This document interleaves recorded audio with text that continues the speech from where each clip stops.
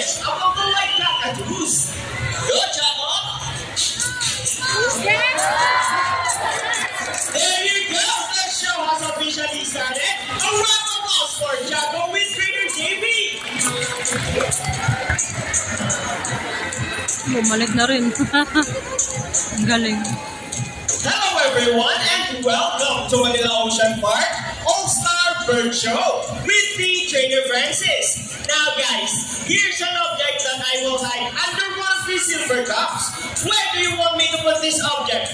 On your left, on your right, or here in the middle? Which side? Left, right, or middle? Alright, so let's put it right here. Now let's join our psychic bird.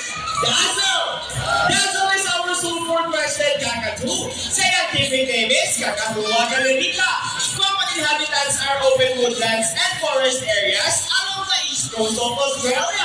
They are very loud birds and can mimic almost any sound. They typically feed on seeds, nuts, fruits such as durian, papaya, rambutan, and they also love thorns. Now guys, do you think Dazzle has the ability to find the hidden object? Well, if yes, then you can do it, Dazzle! Go, Dazzle! Find the hidden object for us! And he found it! A round of applause for Dazzle with Trainer Mikey!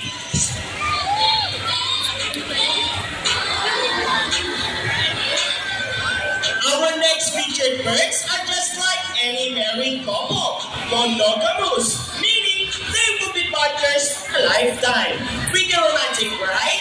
But as any couple will attest, in a relationship, there will always be battles. Meet Sassy and Rocky, our beautiful pair of green-winged macaws. And today, they will to the town to see who's the best in a basketball game.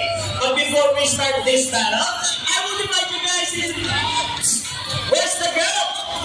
We'll cheer for Sassy. Come on, girls, let me cheer. Sassy, Sassy, Sassy, Sassy.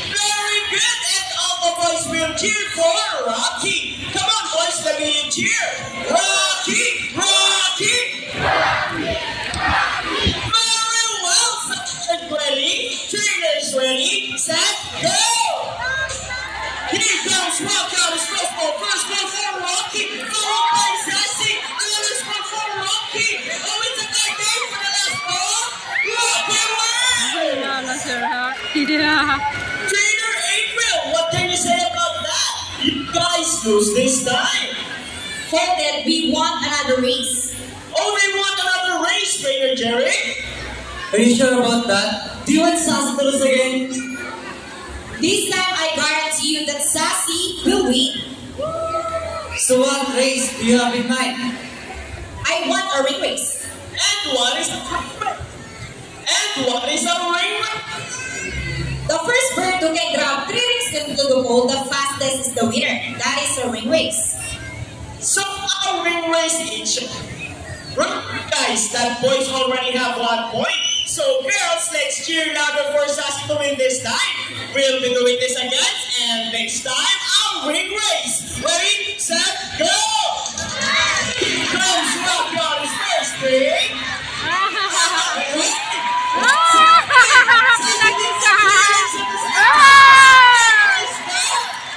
And the winner is Sassy!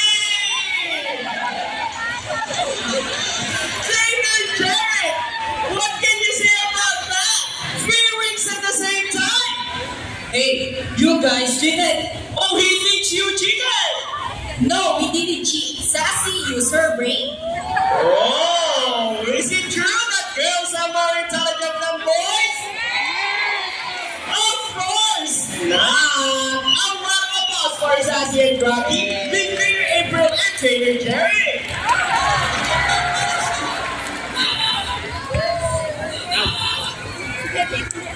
Parrots in particular are known to be intelligent and perceptive. That's why we continue to enhance their skills and not get bored. So, here is Sassy, our queen-winged macaw, and today, she will show us how intelligent she is by putting the shapes back red stocks.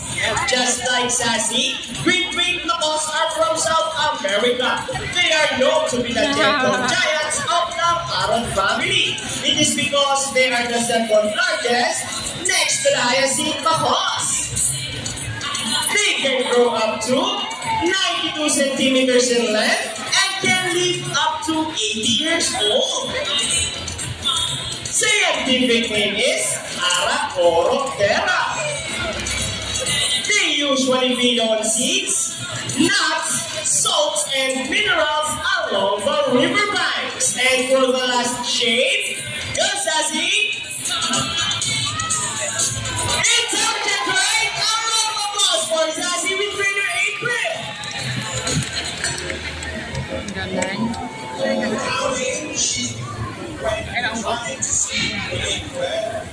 Now guys, who loves math? Everyone here addition, right? Because this next part of our program will leave most people baffled and amazed, even as trainers. Do you think birds can do math? Yes! Who else before our mathematical reason? I'll be needing two numbers between 1 to 50. Any numbers between 1 to 50? Alright, so the first number is number 12. How about the second number? Alright, so the second number is number 11. So the equation is 12 plus 11. Let's see if our mathematical wizard can solve this equation. But first, Trainer JB will shuffle the numbers.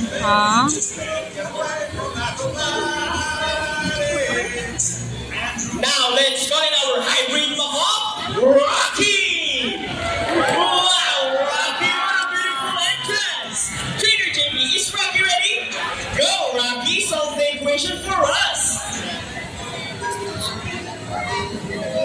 And he gets the first number correct.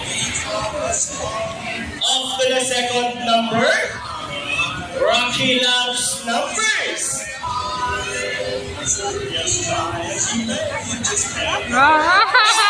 Number 3, so 12 plus 11 is equals to 23. A round of applause for Rocky with Trainer JB. Ladies and gentlemen, now that you have seen our colorful and intelligent parrots, we would like to show you another species of bird here in Manila Ocean Park. Birds of prey, or also known as raptors, hunt and feed by other animals. The term raptor came from the Latin word rapere, meaning to seize or to take by force. These birds are characterized by their keen vision that allows them to detect prey during flight. They also have powerful talons and beak. Ladies and gentlemen, please go to your left. Presenting our Philippine Eagle Owl, here comes home! Scientific name is Pogo philippensis. These birds can be found in Bohol, Samar, Leyte, Catanduanes, and possibly in Cebu. And with our rocky light, here comes Pink! Rocky lights are also known as Haliaster Indos, one of the 446 species of birds of prey around the world. These birds can be found in India, Indonesia, Bangladesh, Pakistan, along China, including here in the Philippines. And here comes Shadow. They are locally known as Tawi or Banok in this region. And as you can see, we have our homing pigeons. Homing pigeons has an innate homing ability, meaning they will generally return to its nest and mate. A round of applause for our raptors and our homing pigeons. Here in Manila Ocean Park, we believe there is hope.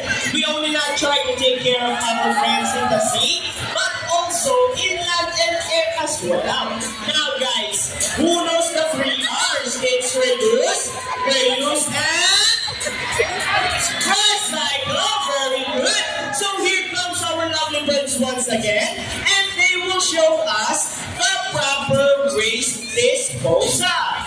Go boys!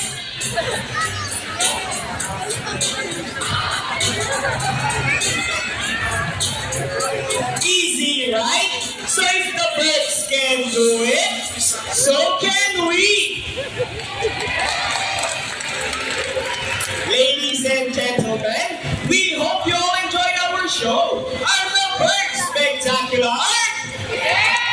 Well, in our own way, no matter how small the effort, let's take action in saving them from exploitation or even extinction. Please, let's all do our part in saving the world. Because remember, this is the only home we've got. Now, let me present to you the birds and the trainers who made this show possible. Trainer Sean with Buddy. Trainer Rochelle with Mo. Trainer Mikey with Rocky. Trainer April with Speed. Trainer David with Shadow. And once again, I am Trainer Francis. Thank you and goodbye. By the way, guys, please remain on your seats because we still have our Sea Lion show. And please do not cross the yellow line. Thank you.